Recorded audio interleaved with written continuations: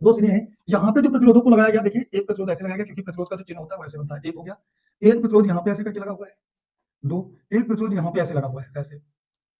ये हो गया कौन सा? तीसरा प्रतिरोध। तीन प्रतिरोध, ऐसा तुम चाहो तो चार पांच इतने चाहो लगा लो। और प्रतिरोध को मैंने बताया था किससे, कि R1, R2 और ये R3, इनसे लिखते हैं। इसी प्रकार से अगर मैं यहाँ पे बनाऊं तो ये आपका बन गया क्या, एक, दो, और ये आपका बन गया तीन। थोड़ा सा अच्छे से बना लेते हैं, ये बन गया। अब यहाँ पे देखो एक सिरा ए है, देखो यहाँ पे देखोगे एक सिरा यहाँ पे हो जाएगा बी, एक सिरा यहाँ पे हो जाएगा, इसे कहेंगे सी, ठीक है, यहाँ पे बी हो जाएगा, और जो ये सिरा हो जाएगा इसे कहेंगे डी।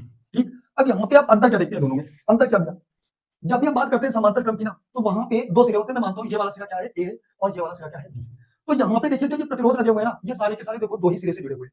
लेकिन यहाँ पे देखोगे क्या, कि जो यहाँ पे प्रतिरोध लगे हुए हैं, जैसे ये R1 हो गया, ये R2 हो गया, और ये R3 हो गया है, ये अलग अलग लगे हुए हैं। देखिए एक दो दो सिरे इसमें है, दो सिरे यहाँ और दो सिरे यहाँ। तो यहाँ पे एक दो तीन अलग अलग सिरे हैं और अलग अलग तरीके से जुड़े, लेकिन यहाँ पे देखिए क्या, ये तीनों एक ही सिरे से जुड़े हुए हैं। अब दोनों में अंतर क्या होता है, देखिए कि इनमें क्या होगा, अगर ये टूट भी जाए तो ये दोनों चलते रहते हैं। तो इसका मतलब ये हुआ कि इनमें जो धारा बहेगी वो अलग अलग बहेगी। भाई जैसे मान लीजिए अगर ये टूट गया तो क्या ये दोनों नहीं चलेंगे, चलेंगे, बिल्कुल चलेंगे। तो जब चलेंगे तो यहाँ पे जब हम बात करेंगे तो इसमें जो धारा बहेगी वो अलग अलग, इसमें I2, इसमें I1 और इसमें I2, और इसमें जो बहेगी वो I3। ये आगे क्लियर हुआ। इसमें देखते हैं, यहाँ पे देखिए अगर मैं इसको यहाँ से अगर टूट जाए तो इसमें क्या होगी, जितनी भी आपकी धारा बहेगी वो सारी की सारी खत्म हो जाएगी।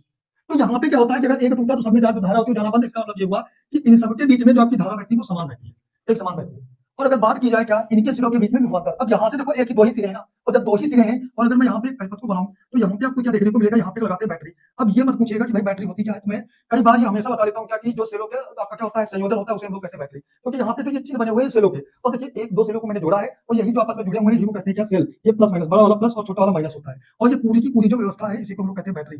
ठीक है, इसी को क्या कहते हैं, बैटरी। इसी प्रकार से इसमें चलते हैं, यहाँ पे जब हम लोग बनाएंगे यहाँ पे, तो यहाँ पर भी सेम टू सेम ही बनेगा ऐसे। यहाँ पर भी बैटरी एक लगा लेते हैं, क्योंकि यहाँ पर भी तो विद्युत का चालन हो रहा है, प्लस माइनस और प्लस माइनस हो जाएगा। ये भी आपकी क्या होगी, बैटरी होगी। और यहाँ पे आपकी लगी हुई है एक ऐसी चाबी, ये इसे बोलते हैं कुंजी, क्योंकि अगर ये परिपथ है इसे चालू और बंद भी तो करोगे ना, ये आपकी हो गई क्या, बैटरी होगी।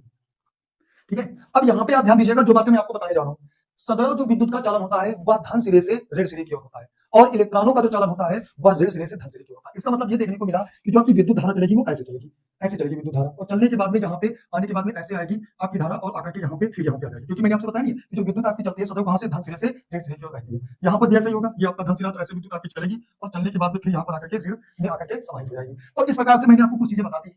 अब इन दोनों में एक और अंतर होता है क्या, कि जो आपका ये वाला होना था और ये वाला, इनमें देखो समान सिरे हैं, तो इनमें जो आपका रहता है क्या, विभवांतर जो होता है वो समान होता है, विभवांतर जो होता है वो समान। लेकिन इनमें जो आपका विभवांतर लगता है ना, वो V1, ये V2 और V3 यानी अलग अलग देखने को मिलता है।